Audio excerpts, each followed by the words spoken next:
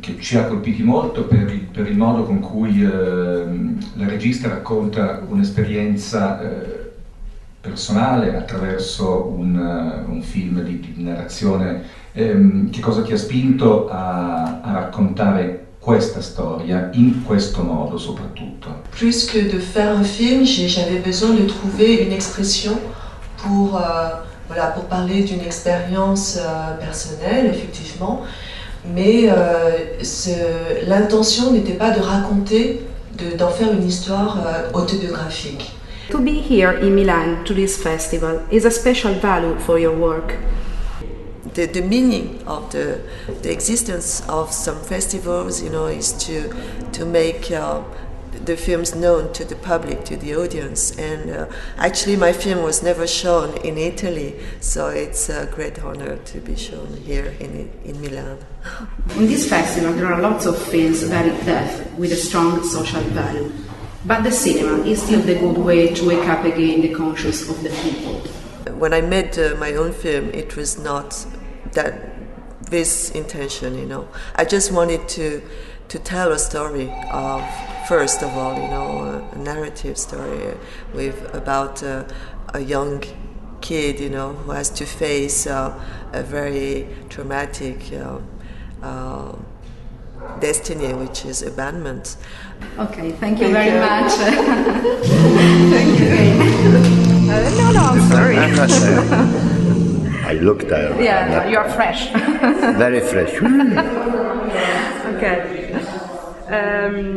Per MILANOCINEMA.tv abbiamo il regista, director and actor Mohammad Bakri, present at the Festival of Cinema Africano, his film Zahara. You have just said that to make films it's only necessary to have talent and heart. A good advice to young director, I think.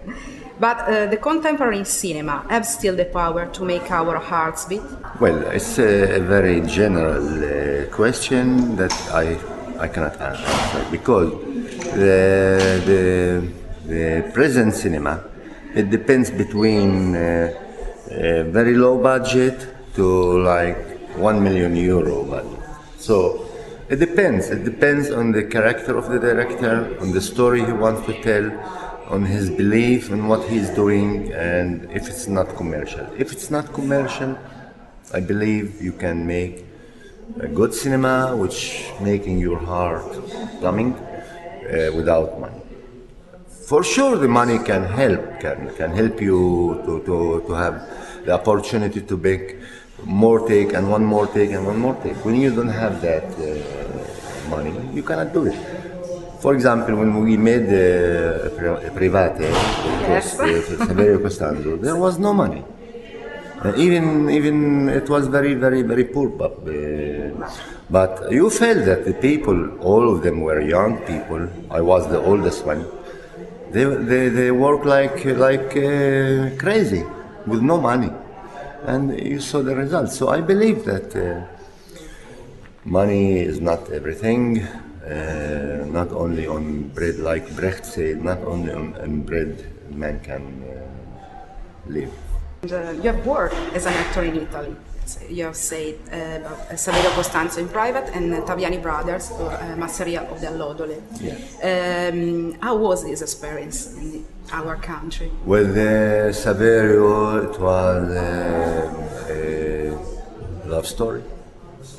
I respect this young man very much. He's very talented, and with the maestro Taviani, it was like a dream. And also it was a low budget, very low budget. Only talent. Very big film, but low budget. But for me, these people, precious people. Yeah, I think the film in a way learns about history and the past. It's about now. This documentary was shot not by a stranger but by a local, trying to understand not how cool this happened, but why. The majesty that reaches as a value and an unusual force. Is the cinema still a good way to wake up again the conscience of the people?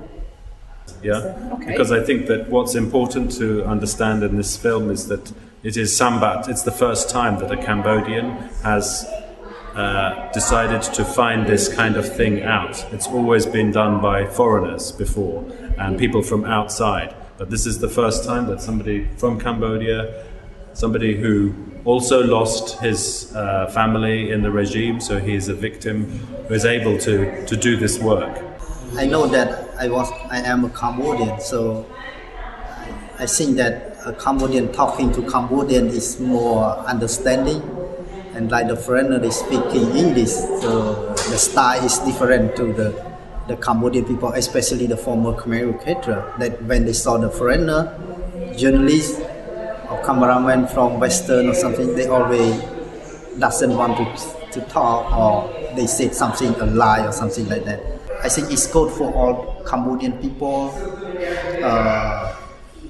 to analyze, to understand about the regime, and then to let the generation to learn and to stop about the killing and the bad thing they had done from 1975-79 by the Khmer, and then take all this thing to learn and then to stop it. The documentary has received the World Cinema Special Jury Prize at the Sundance Film Festival. Now you are here in Milan to the Festival of Cinema Africano. How important is it for this film to be seen around the world behind the awards? That's more important to us. The awards are good because they help to bring attention to the film. But it doesn't mean to say it's not a good film if it doesn't win an award. And so there are many other films, and they all deserve an audience. But for us, we are very pleased to be bringing this film. In fact, we are going to many places in Europe, America, and Asia with the film, and we really want to find as big an audience as possible, because everywhere we go, we find that the film, although it's about Cambodia, it seems to touch something universal in audiences, so they understand. I was in Mexico with the film a few weeks ago, and they felt something about Mexico. They felt it had something to tell them about Mexico. In America, people feel it has something to tell them about the whole of human condition. In Europe, many people are, and particularly we are going next week in a few weeks' time, we are going to Belgrade, and in the Balkan area, people feel very much that this is telling them something about the experience they had 15 years ago in the wars in the former Yugoslavia. So I think although it's about Cambodia, it's about 30 years ago, it also speaks to many audiences around the world about the essence of this kind of violence and how human beings can come to terms with it and move forward in the future. And we have read that you hope to use more material to create a second film. Is it true? Yes, it is. Yes, we have 160 hours of film at the moment, and we need to use it for a second film, which will be more detailed about the way that the Khmer Rouge regime worked. And the reason for doing that is because this is a history, because of Sambath, his ability to elicit this information from people who are first-hand sources, people who have never spoken before. So we feel a very strong responsibility to create an archive and create a sort of an ongoing resource that people can use. And in fact, in America, he won, aside from Sundance, he won another big prize, which is enable him to pay for the future archiving and collecting and preserving of the material, because this is a unique archive that we are keeping here, that he is making here. Thank you to you, because your documentary is a civil lesson for us. Thank you very much. Thank you so much. Okay.